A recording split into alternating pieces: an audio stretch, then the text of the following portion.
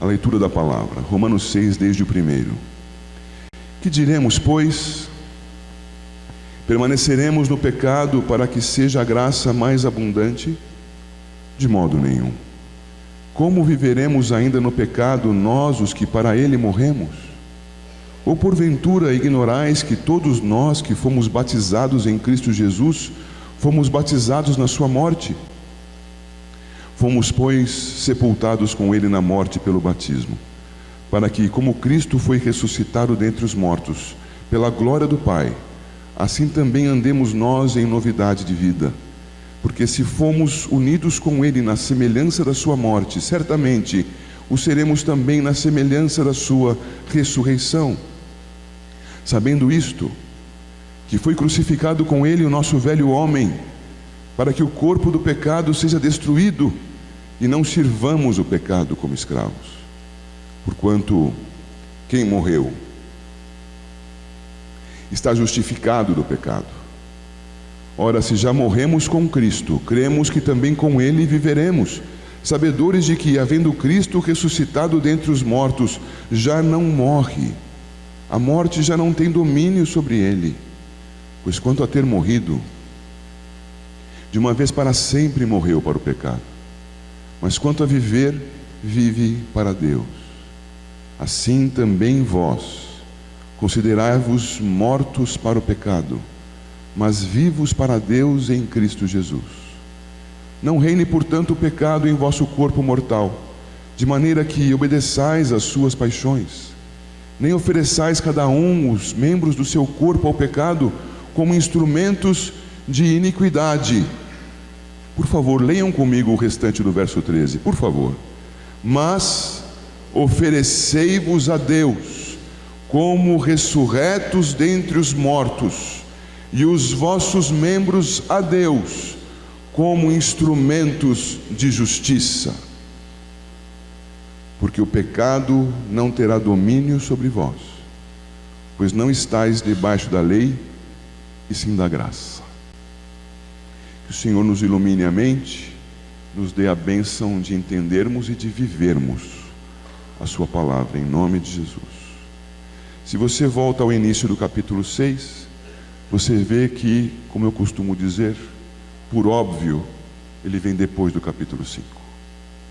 E o capítulo 5 termina com os versos 20 e 21, que eu preciso que você atente.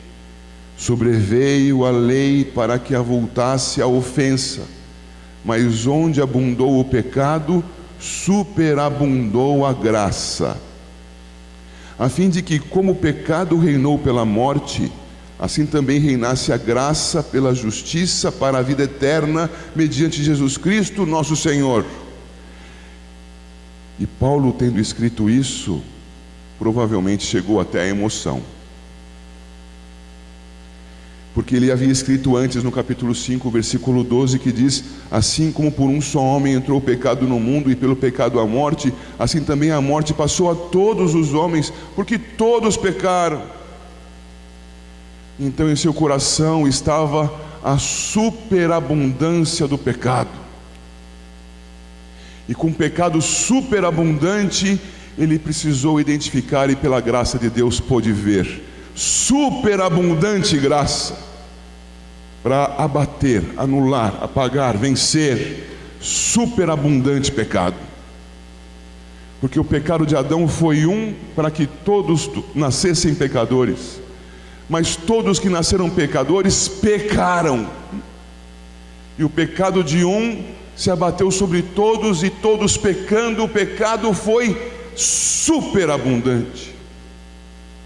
O meu, o teu pecado. E Cristo Jesus, então, com uma obra santa, superabunda em graça e vence o pecado. E isso faz com que Paulo pense consigo mesmo: será que ao dizer isso vão entender que o pecado é coisa boa? Será que quando eu falar que com a abundância do pecado superabunda a graça, será que vão pensar que então o negócio é pecar para que tenha mais graça? E ele começa então o capítulo 6 dizendo: que diremos, pois? Permaneceremos no pecado para que seja a graça mais abundante? Percebem o nexo? E ele começa então a responder no versículo 2: de modo nenhum. Não. E por que não? O que nós vamos fazer então com as nossas vidas diante de tão maravilhosa graça? Se nós não vamos pecar, vamos fazer o quê? Então ele começa a nos responder. Ele começa a nos responder e eu começo a enfatizar o porquê de nós não vivermos pecando, olhando com você o versículo 3. Nós não vamos viver pecando, porque nós não ignoramos que todos nós fomos batizados em Cristo Jesus, batizados na sua morte. E aqui eu vou fazer uma referência, uma brincadeira com o Alan. Alan, nós não rejeitamos o batismo por imersão, viu, Alan? Nós não rejeitamos. Queremos que seja bíblico. O Alan é batista. Nós só cremos que ele não é a única forma de batismo. Cremos que o batismo por imersão tem uma simbologia belíssima e está nesse texto.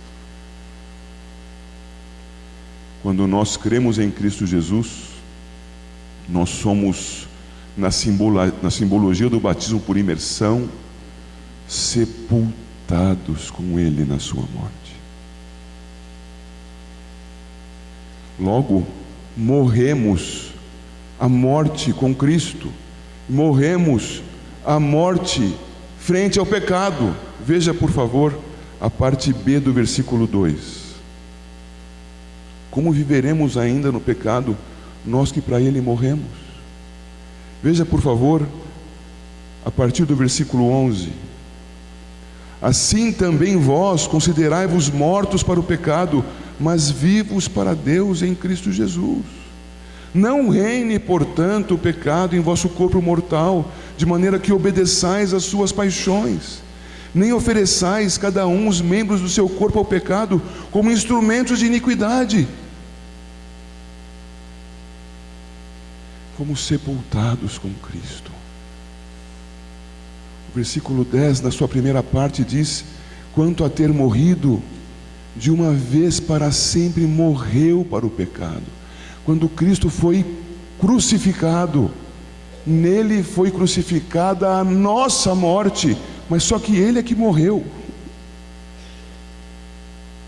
E ele morrendo na cruz do Calvário e sendo sepultado e lá permanecendo no sepulcro por 3 dias, ele, irmãos, estava levando consigo a nossa morte. E logo, se nós, ao sermos batizados, ao confessarmos Cristo e ao recebermos o sinal dessa nova vida com o batismo, anunciamos que vivemos de novo porque Cristo morreu por nós. Logo, nós morremos com Ele para o pecado.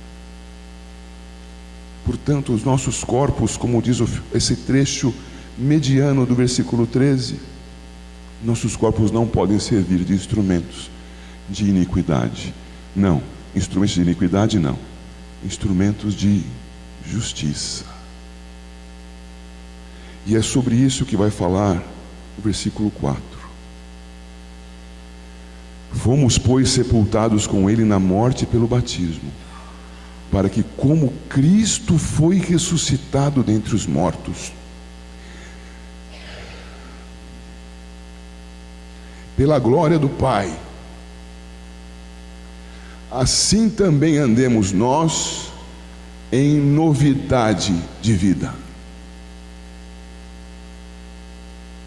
Ele, ressurreto dos mortos, glorioso pela glória do Pai.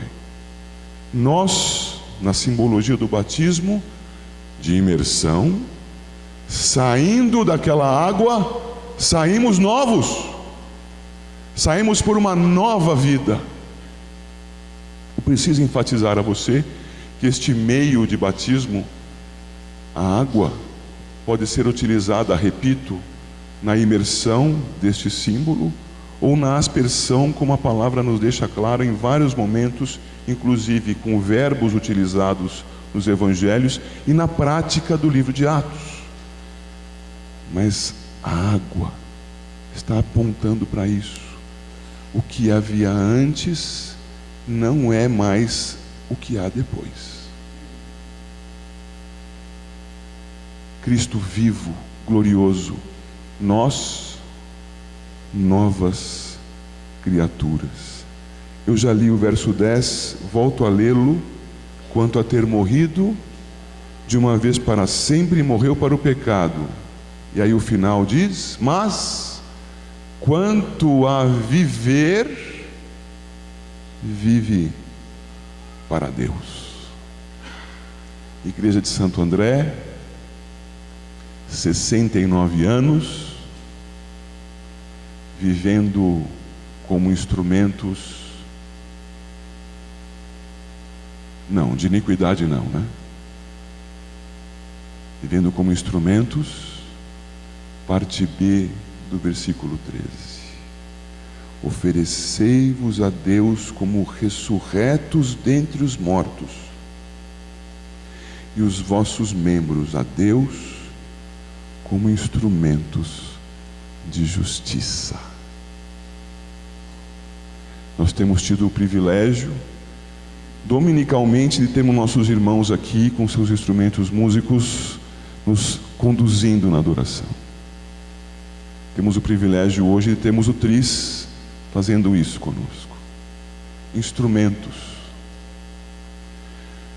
mesmo sendo tão tarimbados, sabendo tão bem usar os seus instrumentos, podem escorregar numa posição de mão, usar da maneira um pouquinho aquém do necessário da afinação, podem cometer um deslize do encaixe da voz. São os instrumentos que usam. Nesse caso, os instrumentos podem estar muito bons e nós podemos ter problemas com os músicos. No nosso caso, o músico é perfeito. Deus, o Todo-Poderoso, não erra uma nota. E nós somos chamados a ressurretos entre os mortos, apresentarmos os nossos corpos como instrumentos dele. Que privilégio! Que privilégio! Que nós, irmãos, saibamos que a santidade de Deus é uma coisa preciosa demais. Que viver em santidade, irmãos, não é uma cobrança divina, é uma bênção.